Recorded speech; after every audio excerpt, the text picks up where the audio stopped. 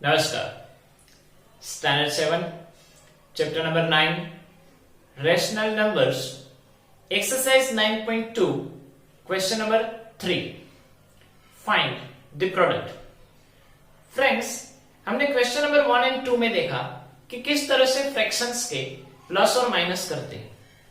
जब भी फ्रैक्शन के प्लस और माइनस हो तब उसका अगर डिनोमिनेटर अलग अलग हो यानी कि वो अनलाइक फ्रैक्शन हो तो उसका एलसीएम लेना पड़ता है और उसमें कहीं पे भी क्रॉस में सिंप्लीफिकेशन नहीं होता। ओके, अभी आता है प्रोडक्ट एंड डिवीजन, मतलब multiplication and division. Multiplication and division, उसमें आपको एलसीएम निकालने की जरूरत नहीं है। मल्टीप्लीकेशन एंड डिवीजन में आपको कहा जाए फाइंड द प्रोडक्ट। प्रोडक्ट मतलब मल्टीप्लीकेशन करने के बाद जो आंसर मिलता है उसको कहते हैं प्रोडक्ट। एंड डिवीजन, उसमें आपको एलसीएम निकालने की जरूरत नहीं है और उसमें कहीं पे भी क्रॉस में मल्टीप्लाई होता है। क्लियर? दूसरा, जब भी फ्रैक्शन की मल्टीप्लीकेशन एंड डिवीजन आए तब उसमें नेगेटिव की साइन काउंट करनी है। अगर नेगेटिव इवन नंबर्स में है, मतलब नेगेटिव की sign 2 times 4 times 6 times 8 times इस तरह से इवन में है तो नेगेटिव लगाने की जरूरत नहीं है। एंड अगर नेगेटिव की साइन ओड नंबर्स में है, मतलब कि नेगेटिव अगर 1 टाइम है, 3 टाइम है, 5 टाइम्स है, 7 टाइम्स है, तब आपको नेगेटिव की साइन लगानी है। तो शुरुआत करते हैं एक्सरसाइज 9.2 क्वेश्चन नंबर 3, उसका फर्स्ट वन। 9/2 multiply by -7/4। तो सबसे पहले नेगेटिव देख ताकि ब्रैकेट निकल जाएगा। नेगेटिव टोटल कितनी टाइम से? 1 टाइम। 1 means odd. ओड मतलब नेगेटिव आएगा। मतलब क्या हुआ कि जो आपका फाइनल आंसर होगा उसमें नेगेटिव की साइन लगेगी। क्लियर? अभी नेगेटिव को इग्नोर करो। हमको पता चल गया कि नेगेटिव आएगा। अभी नेगेटिव को इग्नोर करो। भाई नेगेटिव है ही नहीं, नेगेटिव है ही नहीं ऐसा समझो, नेगेटिव नहीं मान लो। तो अब क्या करना है? अभी चेक करो कि क्या डिनोमिनेटर और न्यूमरेटर में कहीं पे भी कुछ भी कट हो रहा है। यानी कि डिनोमिनेटर में 2 and 4 है, न्यूमरेटर में 9 and 7 है, क्या वो कहीं पे भी सिंप्लीफाई हो रहे हैं? क्या 2 के टेबल में 9 आता है? नो, मतलब वो कट नहीं होगा। 2 के टेबल में 7 आता है? नो। 4 के टेबल में 7 आता है? नो। 4 के टेबल में 9 आता है? नो। मतलब कहीं पे भी कुछ भी कट नहीं हो रहा है, सिंप्लीफिकेशन नहीं हो रहा है। क्लियर? पहले हमने नेगेटिव की साइन काउंट की। नेगेटिव अगर ओड हो तो करनी है, इवन है इवन टाइम से तो नहीं करनी। यहां पे ओड टाइम मतलब एक ही टाइम थी, ओड टाइम थी, मतलब हम नेगेटिव लगाएंगे। बाद में हम नेगेटिव को इग्नोर करते हैं, नेगेटिव है ही नहीं। तो इस तरह से कुछ क्वेश्चन बना। उसमें हमने चेक किया कि क्या न्यूमरेटर और डिनोमिनेटर में कुछ भी सिंप्लीफाई हो रहा है, तो नहीं हो रहा है। ओके, अभी जब सिंप्लीफिकेशन नहीं हो रहा है तो न्यूमरेटर का मल्टीप्लाई करके लिख दो, डिनोमिनेटर का मल्टीप्लाई करके लिख दो, हमारा आंसर आ गया। मतलब यहां पे न्यूमरेटर में 9 and 7 है तो 9 7 63 लिख दिया। डिनोमिनेटर में 2 and 4 है तो 2 4 8 लिख दिया, हमारा आंसर आ गया। ओके, दूसरा करते हैं। हाँ, यहां पे नेगेटिव एक टाइम था तो फाइनल आंसर में नेगेटिव लगा दो, फाइनल आंसर में नेगेटिव लगा दो। अब यार फ्रेंड्स, नेगेटिव अगर आप यहां पे लगाओ तो भी चलेगा, और अगर आप नेगेटिव इस तरह से बीच में लगाते हो तो भी चलता है। मतलब न्यूमरेटर में लगाओ, डिनोमिनेटर में लगाओ या मिड में लगाओ, तीनों में कोई दिक्कत नहीं है। लेकिन नेगेटिव एक बार है तो लिखना है। अभी इस स्टेप में नेगेटिव तो हमने लिखा ही नहीं, तो कहीं पे भी एक जगह पे नेगेटिव लगा दो, कहीं पे। ओके, तो इस तरह से हमारा आंसर मिलता है। Second question 3/10 into -9। तो टोटल नेगेटिव एक बार है, मतलब फाइनल आंसर में नेगेटिव आएगा। क्लियर? अभी क्या क्या रहा? 3/10 मल्टीप्लाई बाई 9, डिनोमिनेटर में कुछ नहीं तो 1। 10 के लेवल में 3 नहीं आता, 9 भी नहीं आता, मतलब कुछ सिंप्लीफाई नहीं होगा। तो न्यूमेरेटर न्यूमेरेटर का मल्टीप्लाई, डिनोमिनेटर डिनोमिनेटर का मल्टीप्लाई।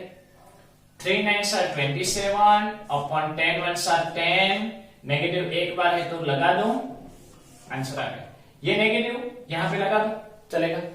ऊपर में कहीं पे भी एक जगह पे लगा दो। Okay, next -6 upon 5 into 9 upon 11। Negative एक बार है मतलब फाइनल आंसर में नेगेटिव आएगा। नेगेटिव को इग्नोर करो तो क्या आंसर आएगा, 6 अपॉन 5 9 अपॉन 11। अभी चेक करो कि कुछ कट हो रहा है। 5 के टेबल में 6 नहीं आता, 5 के टेबल में 9 भी नहीं आता, मतलब 5 कट नहीं होगा। 11 के टेबल में 6 नहीं आता, 11 के टेबल में 9 भी नहीं आता, मतलब 11 भी कट नहीं होगा। तो directly multiply, 6 9s are 54, 11 5s are 55। Okay, ये हमारा डिजिटली आंसर आ गया। नेगेटिव एक बार है तो नेगेटिव रख दो, ये नेगेटिव यहां पे लगा दो। Okay, next question, 3 upon 7 multiply by -2 upon 5। Negative एक बार है तो फाइनल आंसर में नेगेटिव आएगा। ब्रैकेट को रिमूव करो, 7 और 5 कहीं पे भी कट नहीं हो रहे हैं। न्यूमेरेटर न्यूमेरेटर का मल्टीप्लाई, डिनोमिनेटर डिनोमिनेटर का। 3 2s are 6, 5 7s are 35। Negative एक बार है तो नेगेटिव लिखो, वो नेगेटिव कहीं पे भी लगा दो। यहां पे कहीं पे भी नेगेटिव नहीं है, मतलब आंसर में पॉजिटिव आएगा। आप देखकर यहां पे भी कह सकते हो कि कुछ भी कट नहीं हो रहा है तो डायरेक्टली आंसर लिख सकते हो। 3 2s are 6, 11 5s are 55। ये आपका answer, only one line answer. Last में यहां पे नेगेटिव एक बार है मतलब फाइनल आंसर में नेगेटिव आएगा।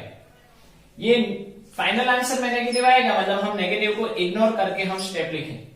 तो ये ऊपर वाला 3 नीचे वाला 3 उड़ गया, ऊपर वाला 5 नीचे वाला 5 उड़ गया। कुछ भी नहीं रहा तो 1 होता है, कुछ नहीं होता तो क्या होता है। मल्टीप्लीकेशन एंड डिवीजन में कुछ बाकी नहीं रहेगा तो 1 रहेगा। एडिशन एंड सब्ट्रैक्शन में कुछ बाकी नहीं रहेगा तो 0 आएगा।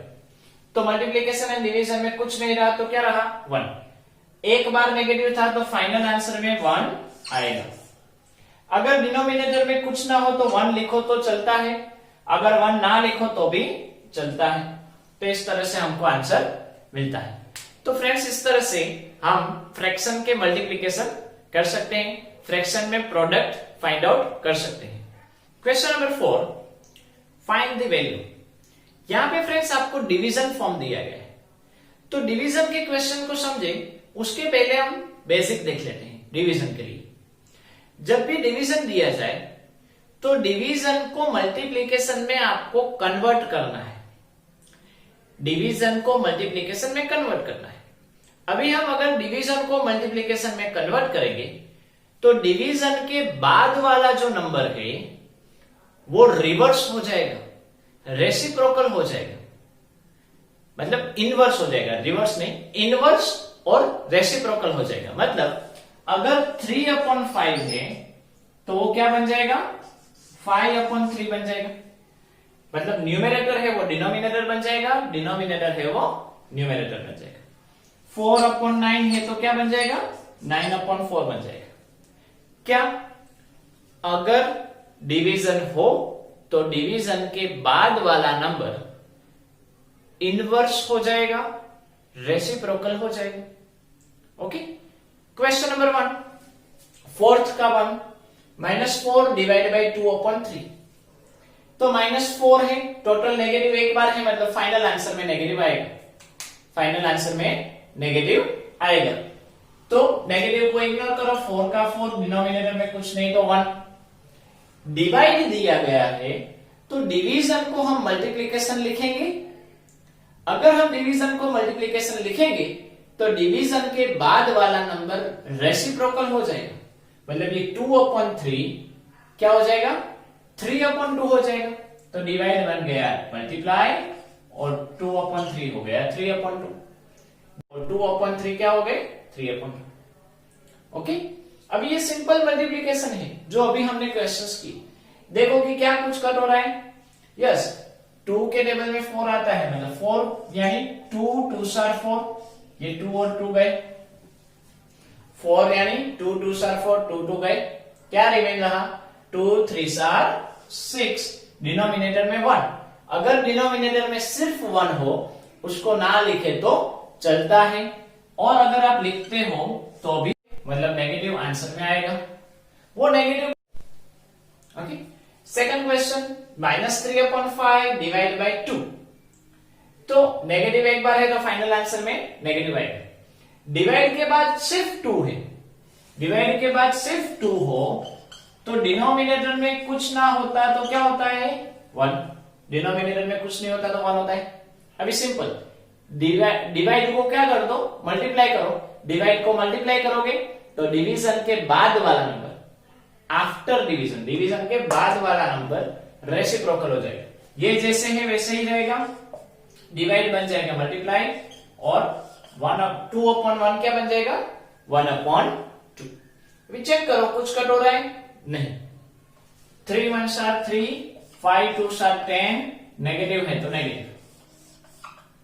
ये हमारा आंसर हो गया।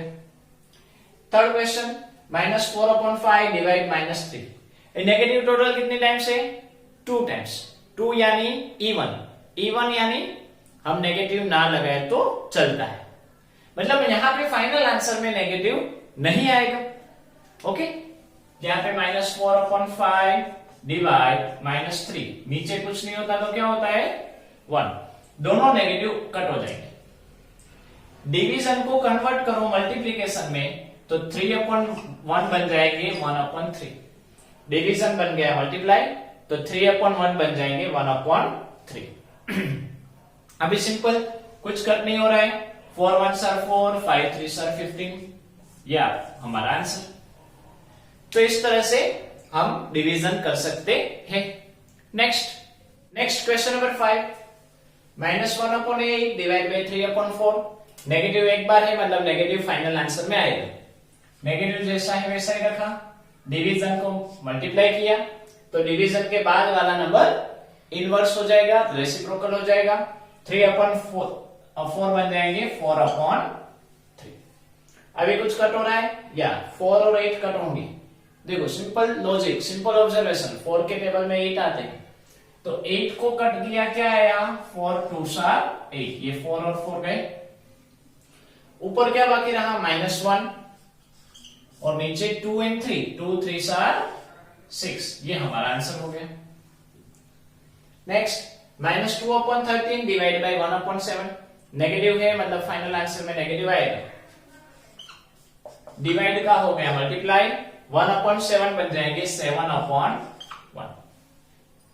2 के टेबल में 13 नहीं आता, 7 के टेबल में 13 नहीं आता, मतलब कुछ कट नहीं होगा। न्यूमरेटर का मल्टीप्लाई, डिनोमिनेटर का multiply. 2 7s are 14, 13 1s are 13, negative है तो नेगेटिव। Next, -7/12 divide by 2/13।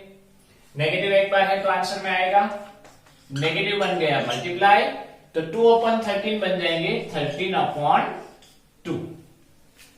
कुछ भी कट नहीं हो रहा है, 12 और 7 नहीं हो रहे हैं, 12 और 13 भी नहीं होते, 2 और 13 नहीं होते, 2 और 7 नहीं होते, तो मल्टीप्लाई, न्यूमरेटर का मल्टीप्लाई, डिनोमिनेटर का।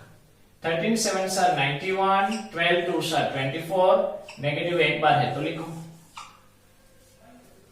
Last, 3/13 divide by -4/65। यहाँ पे माइनस एक बार है मतलब फाइनल आंसर में आएगा।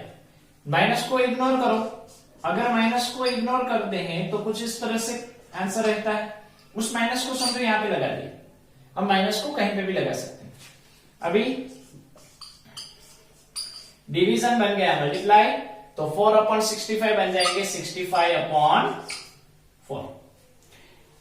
13 3 4 65, तो सिंपल 13 के टेबल में 65 आते हैं, 65 की जगह हमने क्या लिखा, 13 5s are 65, 13 13 कहे क्या क्या बचा, 3 5s are 15 और 4 नेगेटिव एक बार है तो एक बार। ये हमारा आंसर -15/4।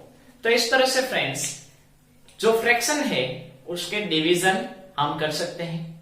तो आपने देखा कि फ्रैक्शन के एडिशन सबट्रैक्शन कैसे करते हैं और मल्टीप्लिकेशन डिवीजन कैसे कर सकते हैं। फिर से प्लस और माइनस मतलब एडिशन सबट्रैक्शन हो तो उसमें सिंप्लीफिकेशन नहीं होता, मतलब क्रॉस में सिंप्लीफिकेशन नहीं होता, इस तरह से क्रॉस में डिवाइड या सिंप्लीफिकेशन नहीं होता, उसमें आपको एलसीएम लेना है। लेकिन मल्टीप्लीकेशन एंड डिवीजन में एलसीएम लेने की जरूरत नहीं है। तो होप आपको ये समझ में आ गया होगा। यहां पे ही इसी के साथ आपका ये जो चैप्टर है, चैप्टर नंबर 9 रैशनल नंबर्स, वो कंप्लीट होता है। तो अच्छे से इसको समझ लो। आज यहां तक रखते हैं।